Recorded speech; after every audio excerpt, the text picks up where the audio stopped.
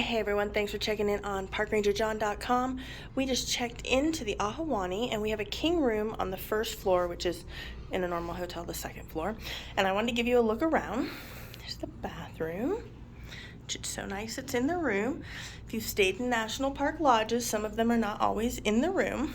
And this room is so much bigger than we thought it was going to be for being a historic lodge. There's a Keurig, there's a TV, let's see, refrigerator, probably the biggest closet we've ever seen. There's a dresser behind our suitcases in a park lodge.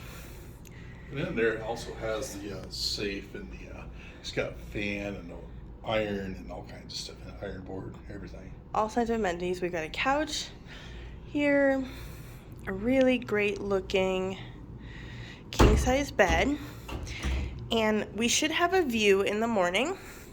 It's all of 6 o'clock, and well, you know, welcome to December. You can kind of see the hotel and all the snow.